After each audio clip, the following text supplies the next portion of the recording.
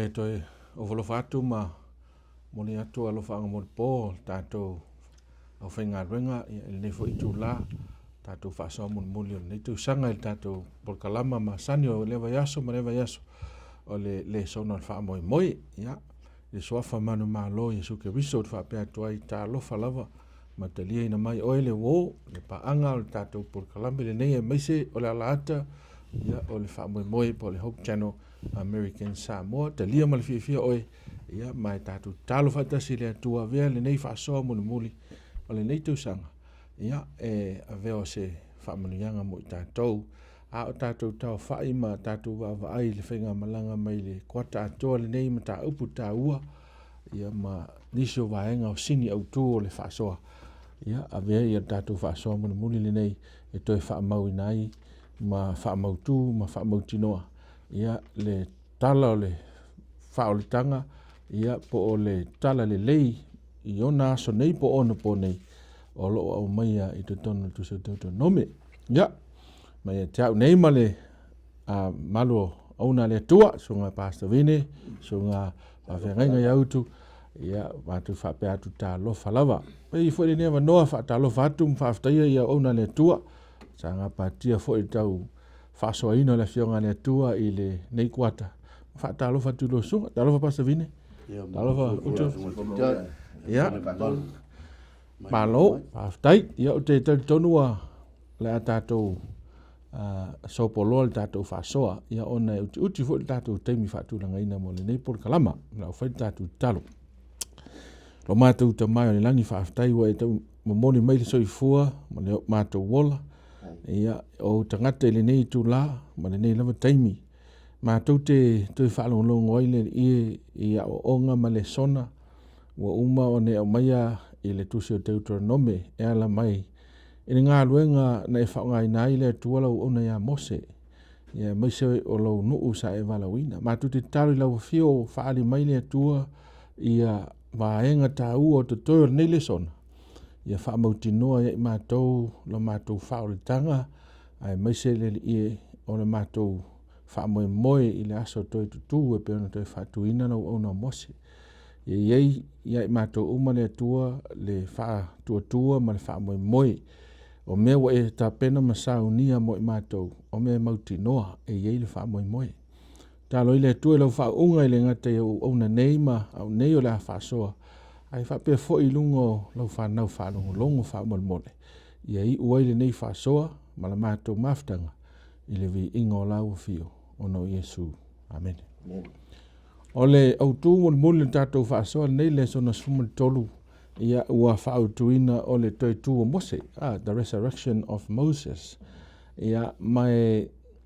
ta ua tele so i fanga Mose ta ua so i fanga Mose mai e inisi o su enga ma nisi o taltonunga fo ile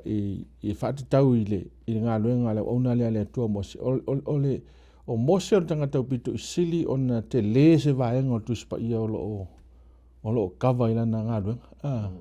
ma o te lo fo iwa umon tatu whaamtalaina mai le amtanga ia vaenga mo o tuspa ia ma urua i tusi o tuspa ia o sa ngaluenga tele le na whea ngai mala ona le tua pita ila la tatu wawa ai i le taualunga ina o le bala au le tua Mose tatu te awa o mai fo ini le sona ta ua ia pe on tatou wa ai le kwata atol nei tu se toto nome ia ma le fai unga la o le soifuanga o le tangata Mose pe fa pe i fo ise le sona te awa o mai o lava oi o lava ia ia wa lava ia i le valawina ile tua oi valawina ile tua wa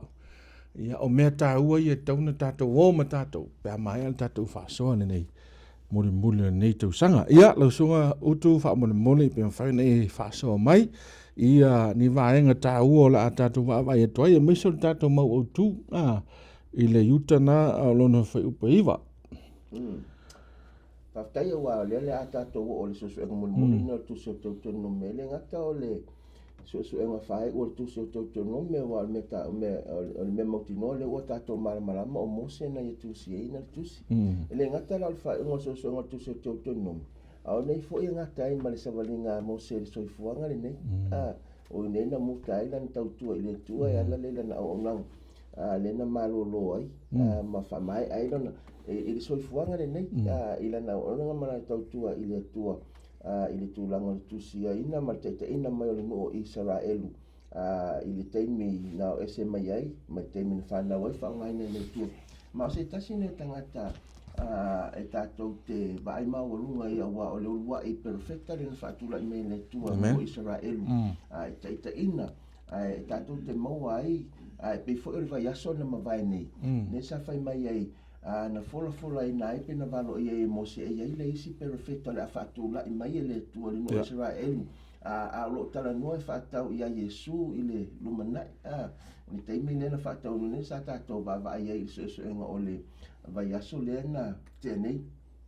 o le vai aso le nei o lo tātou vavai ai alo a mai la le tātou mau au tū mai le tusi le o yuta i lona whai upa iwa wa tasi ale ma tā upo le tusi o yuta a o whai upa iwa le la o whai tauina e whapenei a o me ka eli o le angelu silisili ina ua la whinau ma le ti apolo na ia whinau le tino mose ua na le whaamalosi o na la fuatu o se upuleanga e whaasala ia te ia ua na whaape atu ia o a ile ali ia te oe ta ua ia o le whaamtalanga le ua o le isi le ngoa e ave ia Yesu le swafa le a Mikaeli Mikaeli pe ona whaongaina le ngangana whaasamoa ino le upu lea o le swafa lea o Yesu au nei o lo mawai o lo fina wai ia satani po o le ti apolo ma Yesu e whaatau i le tino mose wa o le yo mose le o le folfolanga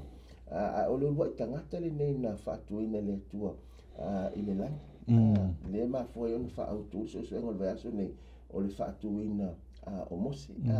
e mun mai la le isi vaenga o Elia ma enoka le na ave o le nele langi ale pe o ne ua finau ni e pe se i mai folinga e whainga tau na malamlama pe a whai ele mawhai ona mato ia sa ili au ili e finau wa lea o sau Yesu o lo finau ma Yesu i lona maliu ua mawhai ei ona whaolaina ia lana ona mosu o e ia sini autu e tau tutuli tato le son mon buli nei vai mo moa o le ami tonu male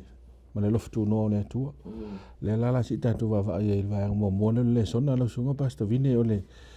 anga sala mo mos ia si tatu tata no la le vai mo le anga sala mos vai o teilo o le mos le upu fo le o le type o le type o Yesu lono wingo al fatu sale o Yesu i le tala atoa le alunga mo se mai ia Israelu mai fafo ni mesa nof polo ngai se ia ta ia tule ai pita ia tatu te lo umalava o Yesu e le sanga sal ale la tatu ai le type le o Yesu unfortunately ona o le tangata ia o le ala se meta tu ta wa o melang sala le mo se lo sunga pasta vine va momo ia te lo After leader sonda mai o io mai ei sa o ele si se mi tonu la bonia so stanga te ia e o ai fai fau e a fia ele ang salale tanto te ole mele na ina wa muy no uma ma tele tala ya mo sei na wo oile tau wa le se vai mo la ngonda le fie no fie tau mafa malato fa se a ya mo se le yo se vai po le ame na mai vola to mai pito la sa ma vola vando a sa lo to ima ole mele tau fa matala mai ole mele ole tangata e eita ole le ai ole me voile once a tele va velo wita bele tau mai e o ai le fai au eita fo ia ole mele on tupu ya mo se wa velo na ita wa ngalo ile tu wa le upule ole stemia ita ki nganga sao la sa lo ma fofa ai te ita lo se au fai unga mau me fai ole mele ole ita e le se mele ole mele wa o tupu ya mo se wa vele le faiti o to le nu ma le fa sa o le nu ma vavelo naita ma le mafau ai lo mo se ile tua le na ia faia vavenga wa mafau mo se ia o le sile me wa mafau lo mo se ila na lava awala e tali tua ile ile fa fitau le ngalo ya mo se mafau le kua le fa ku po vavenga ma fafanga wa o le vai o le sile awala e ka mai ile le avungi le malo se le vavenga le fa le lo ftu no le fa mai le fam talanga mo se ile numerous luas fulva pues fulo le talia tangata le mo se ta mai wa ngalo ya mo se le tu mai va pues fulu pa fa ta tu se va ile ona fa ile mo se ma ronda o le fap tonga ilumo le papa ona fai atu aile o ia te i lato. Ina fa poto mai ia o tau e ua fauwale. Ma te faa ta feina mai e le vai i le nei papa, mo o tau. Kusa ole mele we. E loa i le tauno le leo mose, ma fau punga i o fai mose, o kou o ngua. Fauwale. Walang fight kala le waika. Wole koa. A o le. O le tai o le peo ngai sa mo o le tu ainga le ai mo se pe a fight a do va fam talanga o le sona. O le ata le lo faali mai ai le tu ainga tu le ile tu. Ile lofa ile fa pale. A o le bele wo mai. Wa vavelita. Wole se ko ai longa mafaufa. Fai aku lo kanga o kom kwa fo vale au ko fai mai lo ia le ma kanga le ma fai ma ronda le ma fai ile papa le fa cafe mai le vai wa ngalo ia mo se ngaka kalo ile tu ma fai le ku la ngala lo e mai le ku le sa ka mo fai mo se ile nu ia on sai o le la a mai le tu so ku vai ka mafa ia pe fa ke ka ko ke mi nge isi ke mi pole alo le lei o lau te tainga ai ke ka lo se me fa ta le e ma fu mai lang se wala nga elem fa ko ngo fole se ma fo le lang lo o ke apolo o le kamao le kari e on se ngo folo le ka lo ma fo le ile ku le ka ma fu anga le o lang salala le wa moa e mose. Ia wa ngalo ia le tua. Lua. Wa mafau o la ua. E whaia le ngā luenga. O disi kai meri e self-center lo e. Ma o longa wingo o leise me o leise vi ingo. O le tua. O le mele le o kupe a mose. Wa mangaku mose o la ua ma rona e whaia le. Le yo me nga le ku fa ya o si au le va po ku ko le so ma lo fa tai ma ngai kele le me lo le wa fa vai me sunga fi au le va nga le o te loa e amata me le loto pu le loto tanga tai ya mai o le fi la le o wa po le fe mo lang sala mo o va mo lang sala no mi ele isa saula au mo se a o le mga sala no loko i ika le la e fa i lo mai na upu i lo na fa nga ino na upu le o to fa tangata fo vale to tangata fo vale ia ma fa ele tala na pise i o ye fa ile pe o la o ye pule le va venga le fa ia o le fa tu le tu se i sa no le vanga no lu le la sala la vale a mo se o ita to fo e tau wa pe o vanga mo le wa o tino manino le tulanga na fai mose a o le mafu anga manino lava o le fia po o le to tama i o le tua malo na to sa mana tu le o te mi mo le na fa puna i le to le mai na fai le amatanga o le savalinga ni no Israel fa to ese mai to fai le te mi la fai o le o le papa le o tala no ye le fai mai tu so ko ni to le papa o Jesus le o fa ata le papa ai o le fisili o ani mafu anga na mafu yo na tota mai ma le o ai ma fa sala le tu mo se le o no fofolang ile numero na le fa le pe le au mo ye fa mtalanga ma au tu los fulu fa pe suma le loma suma tolu lo ye fa mtalanga fa pe ona feta lai ma ye le o yova ya mose ma arona na o lua le fa tua ya ta me mo o le fa ko tua le o le ile tua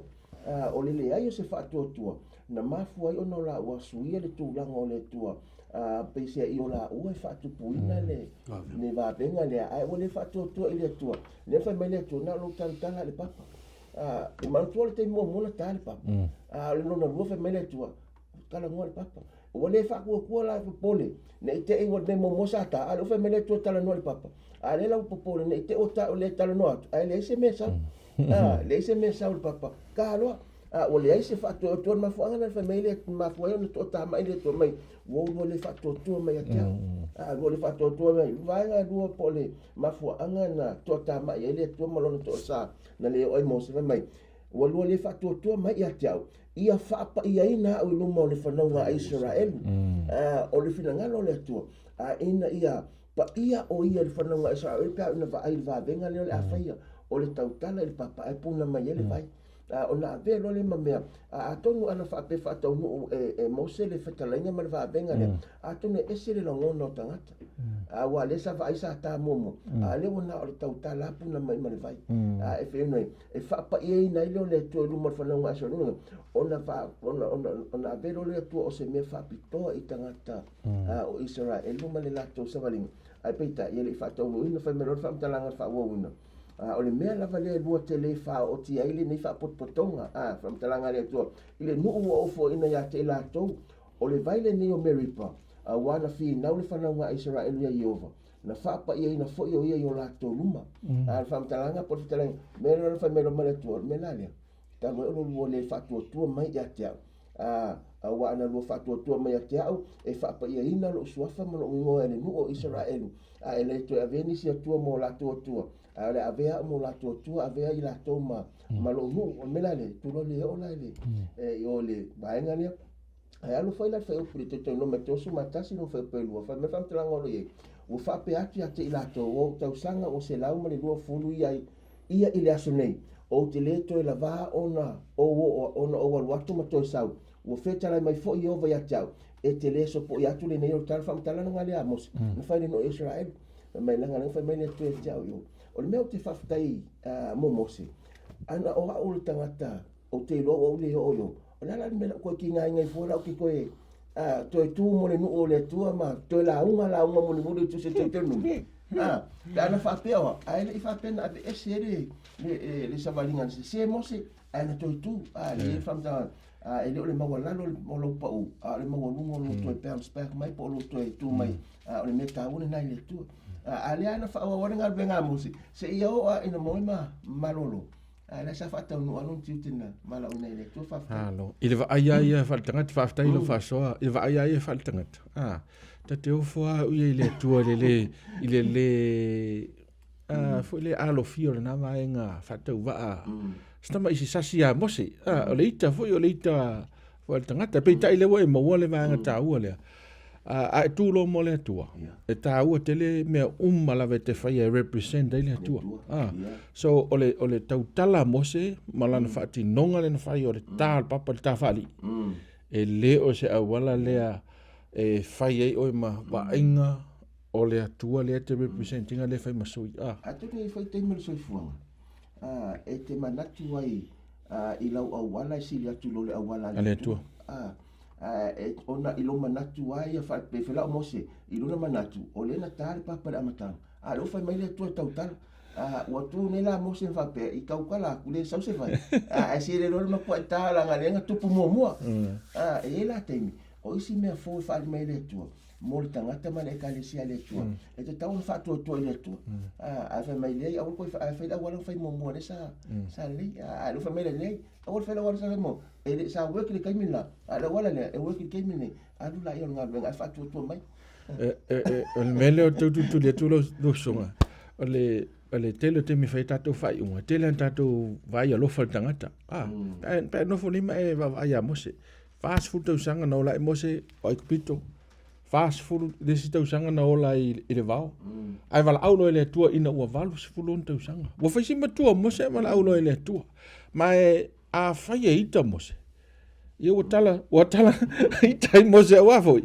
ta no fo mai mana no le ua matua lo no soifua a o matua falo ngo tale no i le vai la ia fa tangata e pe fa pe na se la ngona le tau watu ai i le vai la le atua o le atua la e sa o amami o tonu le winga la lo fa mtalanga e le ia vea le tele o mena fai mos mo le no o le atua ma mena alofia il fa msdonga le atua na fai al fa msdonga le atua fa msdonga la le atua mose e le tu vai o le no le na e au mai le no le so you see it's so the righteousness of God le mena tau tutuli atu o le lofa tu no le tua le situ ai o le amio tonu fo la le tua e fai al fa zalanga tonu fai ma tato le si ya tato mausa fa ngal verso tene e le fai lo tangata le e le fa long tangata ya yes ila lo famsino e tonu e me tonu ale to ia si so no ia no sunga pasta pete fin na fa la tele le si vai nga le pete fin ngalo lo le la tato golo i le maliu mo se po le te mi ua mai ai le o nanga mo se te lore la u tano atu ile maliu mo se pa wale maliu e tanu le no fo ina tangata amen le tua amen mele e mo ia i vai nga o mo se mele ka mai e pele ile ku ala nga wonga amen ma me fam talanga perfeita tut feita wida ia le te tono mele tol sumar fa perfeita tut vai inga wa o nungo le mongo le poma me tala le tuon fa vai lo le tuo le ia mosele le lautele ma le matango fio o foi le nu le o sa o le ya me le fam talanga perfeita tut vai foi po elima ona oti foi mose le ona iova ile me ile nu mo e pe ona feta lai mai ai iova wa ia tanu fo ia te ia ile vanu ile nu mo e fa fe ngai ma pete peora ai le lo e se tangata lona tunga ma o mai lava ile snei o le mele e se le o ki o mose onga me mo mua ele ia seis ai ia mori mawinga le o tio mo se pe o ke le o ke fai ke minga e tangata la tu te mori mawina e fai fa o fai ale sa ringa alo ia voile le famtalanga i le o tio tangata ne mo se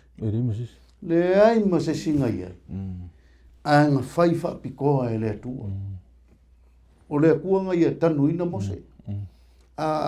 o le melilo la ngai ka ku kele lo wa pe am ka kongoinga o le vave longa ika selang fai unga o longa le uskai e kusa mal kala le tua ia o vai nga o le olanga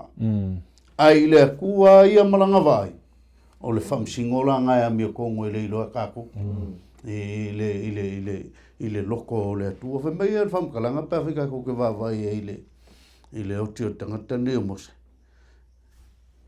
nga wa va i mo se mai nga o mang fa va mai lo le ko mo se le nga o la forfolanga le fa ia o i lo leuska e wa ka nga ma no lo i wala lo sa valinga me sili le wa va ia kule ile forfolanga le nga fa ia plamo ele nga ka plamo lang fa nga mai kupu mai plamo le wa va ia e forfolanga le a sa ungi malo o lo va ia le kala pa wale o le o ke bofu ele ku le kaimi fai sa wale ku e ke le o le la maloloi o le menga e ka me o le o tio mo se fa piko ele ngata ile o se fa manguianga moia a wa mo ki ngoe mo se o le wo ile lu manga i o le nu o isara e o le ngaka wa ve me pa fai ka ta tot fai tau mai ele pu o langa Olanga vai, ola malos. La malos le kingo, la lo awai lo le le ku. o ka uma lo lo langa o ngai le ka mi wa ai o ngol wa me lilonga wa le fam kala mai o le me lilonga ka ko kele lo ile fina ngalo le o le tu o me nga le ku nga sirfia ke le mafua nga o le fa malo lo langa o langa au ona ai pe nga ka ku ka ngo ai ele fa pe ka ko ke ku ia mose o ngo o le vai nga o longo langa o mafu ngoki ne o ile kai me o kala fe ngai malo wala ngo sikai o le okio kanga e ku inga le ku le ele ku ia si le ku la ngo le okio me fa nga mo ile ina sa ai la va ile fa ile ku mo la na o ia o le wa fa va ai I mea nga ia fa tau nu ina ile le folanga le tua le fai apramo mai ile ngu le fai mo oe malau fanga ma fanga o lau fanga le la va isa o mo se ele os kamaia ele pepelo le folanga le tua e ui ala nga manolo ai manolo malonga ngonga mo ile lu manga yo isara fa amen. Pero le vanga ta ole we te maya pasta ole tom fele so ta ia tu ma fa msnonga le tu ono le ufa I u le so fanga mose ia ai to lape a mose ole winga la fa mtalanga ele ifa o ele tua mose o no folanga ai na fa manga no ele tua ilona lo fa tu no ele lana au ona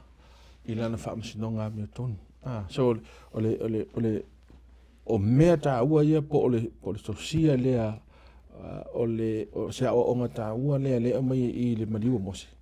e ui lava sa lapele o nanga mose e fo au tatou ai ole lofa tu noa ole tu wai le se mele le mose no toi fai toi mo ai ile ole lofa tu no le tu na fa manga noi mose ma ve mose se tasio o tangata na uru fale atu le langi au ale tau te loa ile inunga I Getsemane te mile sa no te Yesu te faale ia mose me e lia ia Yesu ai se isau no ia leo tato mai vaenga fai ole toi tu ole ona ne tua now leana e sa tato sau no pena e sau no ile mau au tu ile yuta la lon fai po iva ala so ta inga ole toi tu la wa pe sau no sunga avine in tau po tolu fatu se to no me mai le maliu mose e foringa mai na to tu mose I mau I tu singa ia mai fenga fo ka mo fa pe wai o le fa o so en fa uno ni ia kuata a baka lo fa mtalanga ile mta pule sa fa so me e fa au ya bine te me to fa pe lima ma fe pe ono le o mo fa ile tua ia le ulele au fale ele o Israel ona maro lo la ele o mose I nei fa me ele lo se tanga tanga no tu mau o mai lava ile so nei ona fa mau nei lo fa tanga fo le tu so fa linga suma fa ko suma to fa me fa tanga ngai o oti o ile li e mata ine no kono e uia ina sasi ia li fa uma mose il termine na fetare to aina tu maua ile tu amen sa valia mosita ile tu o no mina se le sono foi mo tato amen ia te mi to se amen ia aua ne ile lo fa mo pi ile amen wa fa me fa tanga maulina uia e woti o ile li mata ine yo po o le lava o fetare me nganga ina wala to malo lo ya la to ngalu ngatinga wala to ngalu fo imun me ya te to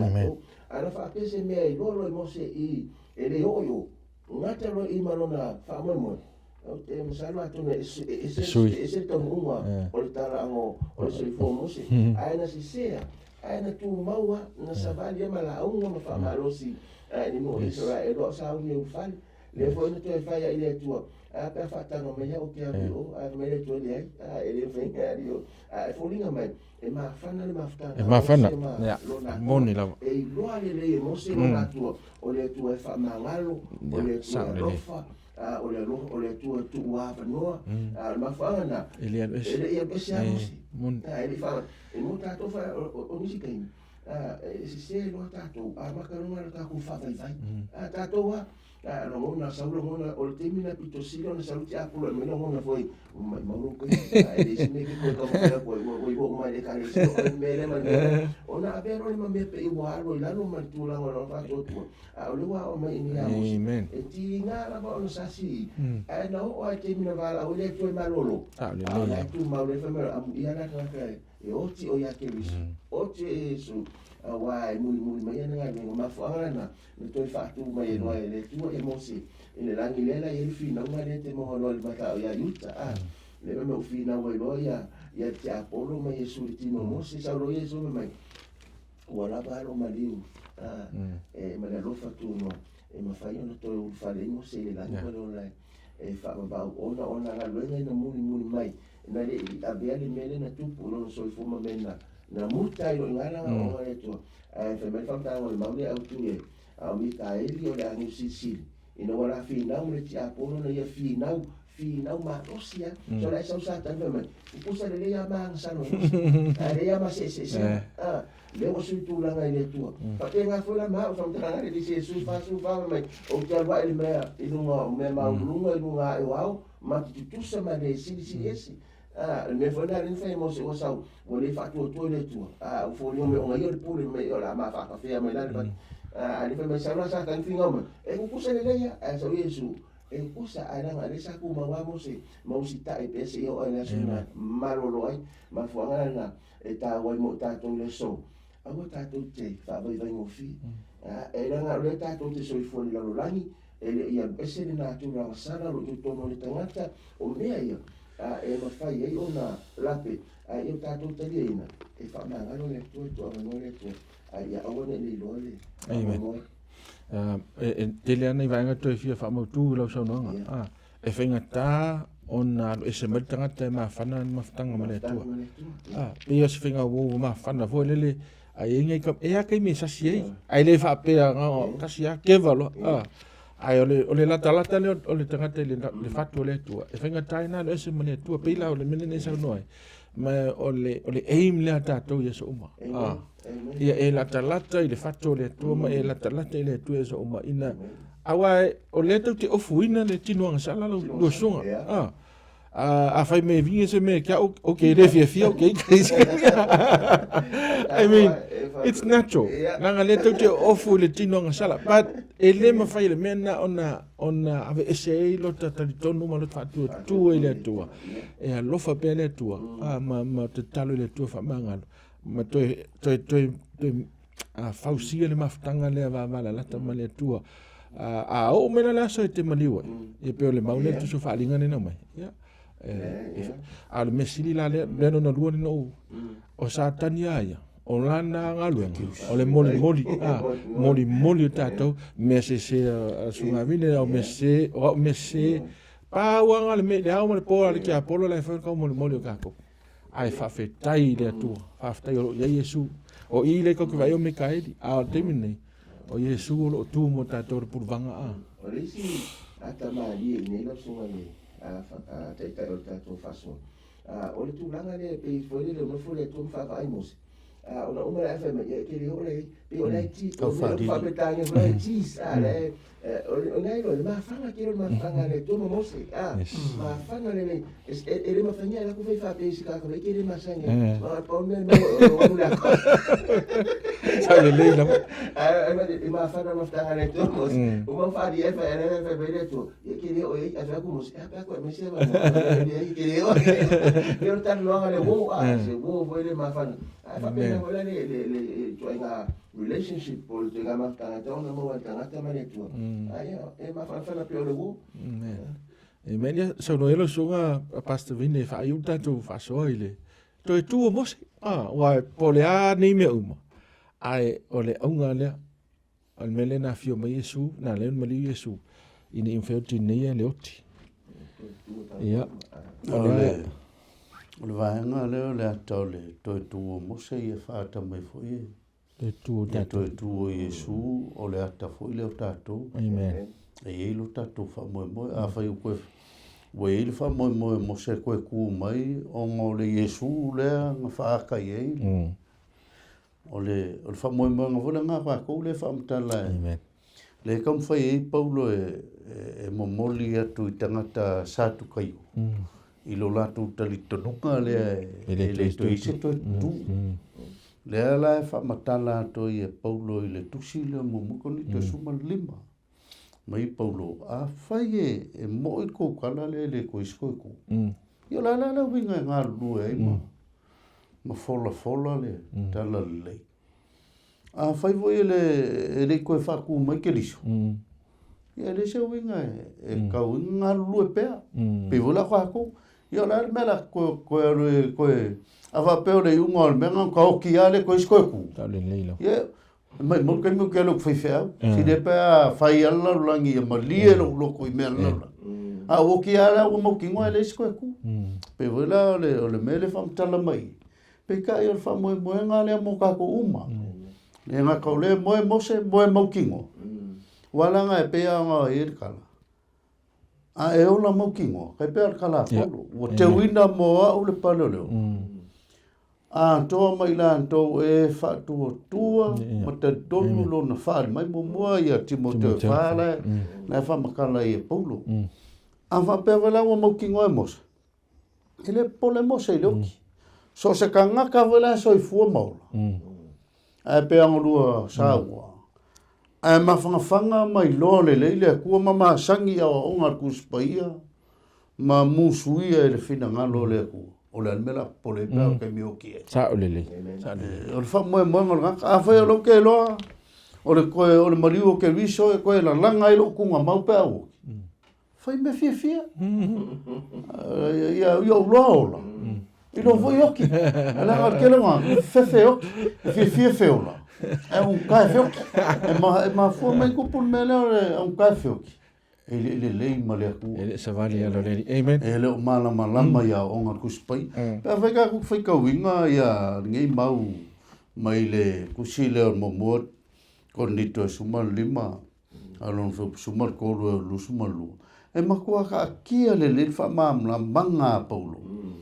E whaatau i tato nunga se seia. I ngai auange i a fia i leo keri siango. Ja, sa le le. I ngai auange i whaavai vaile. Sau keri siango, mga koe keri siango. Ia, pauran meo sa loko. Whai leo langa i a o mea leo ki. Al mele kam whai Paulo. Ia maua ka ngaka keri so. Ia maua leo leola. A o langa maua ka ngaka leola. Po le ana kai mea o mai leo ke le koe. Ala ua i le whaamoe moe ngā ka ua ia le whai upue ngā o kia mai a mokau. Awa whai le toi tutu mai e wot. Pa ua le toi whaatui na mai ke riso. Lana winga koe ku mai ke riso. O le koe ku o ke riso. O le whaamoe ngā ngaka le soi fua pe aoki. Le pipi a Yesu. Ai le, e leo ka ngaka umafoi le koe ku mai. Ngā o ia. Ke riso. O ia ke riso. O le ka ngaka o lae ma fuka, ma maua ke riso i long soifua. O le ka ngaka ranga. Ia o lan mea la whaarui fuur kai mea mai whangi le songa ma wao ngaka pe wa pe le soifu. Amen. A ka kuk wheo la, ka ku ngā lulu e mo le li, a o mai wala au maleoki. Whaafkai le kua le la e manolo. Manolo mauti noa. Ia hola maukingo, le kai me koe langa i lukunga ma. Ia, kunga mau i la koe whaonango i le. Whaafka. Lo ia te lo le whai ungona tatou le sona. Mai ua o mai e fo i mai wha moe sili. O le wha moe le a mo so o stangata soifua e wha tua i le atua. O le ki le na lapta i mai mose i le sona atoa nei. Awa lava nei e se teimi te whasiringi e lu whaatua tua i le atua. Langa e te le whaatua tua lo i le atua. A matalona e whaia mena laina se masasi mose. Ai e mauaalo tātou whaatua tua i le atua i lana teita inga. Ia o lana provision. Polona au mai o mea tau i mo tātou e tau sialu tātou soifua i aso teitasi. Malo tātou whaatua tua. Ia e o atua i tātou whainga malanga i le whai unga. Ia whaaftai tele mai ia upu o te whaaftai tele atu lava i pa anga masani o tātou por kalame neo le sono wha moe mai ta wina to tele o nisi o lo mai mo mai i atunu o peo Amerika ia ma au se tā lia o lo iai ia tangata lotu po tangata Samoa ia New Zealand fo o lo whaafonga mai mo mai whaaftai tele lava I loto mai mo mai ma o tau tau sanga ia lea ua tini tau nu ai fo ili tātou polkalame nei lona whai unga mai eile tali tununga ia o se whaamanu yanga le ngata ia te utou ai whaapena fo ia te mātou ia vi ia ili swafa o le tua whaawau pia na utou mana tua le nei o nanga ia utou tālu sanga au tātua nga ia tu fo I tau sanga luafe lua se funu mane lua ai whaawau ia tātou polkalame masani le nei ia talo mo au na le tua whaaftai tele lava I lau sunga pasta vine o le taimi ia ofo ina mai whaapea fo I lau sunga whaapea inga utu whaaftai tele ma whaamalo whaamanuia le tua ia o lo whaiva ia mese fo I o le tō whaafa le tua I whaasoa I lana upu ia o le au te talo atu whaamanu mole I le nganga whaaloalo le sunga pasta vine pe whaina e sauno mai tātou talo whaaiu ia e wha umai tātou le sona ni tau sanga. Whaaftaile tua I le avadoa e mātou te suisui dai ia upumoni ma le ata o le whaotanga lo ta oto I le tuso te otonome. E le ngata voi le tua o le talaanga o lo ona ia mosa o le dau ona matautua I le tua I le me ngata ilo na mawhai. Whamtala mai foi a te mātou le tua e uia I vai vainga o le olaka. E ua ni ave se ailo mātou te patau la I le whaotanga na sauni e Keriso I Kalevario. O le wala lea mātou te maua I pēr le malusianga. Mātou te tū mau I le whaotanga o umona tapeneina. Le lie malo lolo ona ma le mautidoanga. E eile tai ao le toi tū. Te langa I nai le tū mau o lau ona I le mena tanu ai e le tua. Ia o le ata foi leo I mātou le tua pe ao na mātou tali tonuina. Le sāwalinga mo e Keriso ia so umolo mātou ola. Pe ao mai le taimi e fe moe eila mātou fōlaunga po I lava le tua. A o pipi I atu I atu e eile mautidoanga. E te langa le tunga mau I le tai au e te fio mai ai. O le wha moe ngā leo I mātou umalava o utangata Kerisiano o tatonuina lau fio. Mātou te le popole pe hao o mai leoti. A wawa iai lo mātou wha moe moe. Io la mātou te talo lea, whaaftai lea wadoa. Whaaftai le teimi mātou te ngālulu e ai moe. Ono lo suafa ua mātou o le mavala au atuaine. Amen.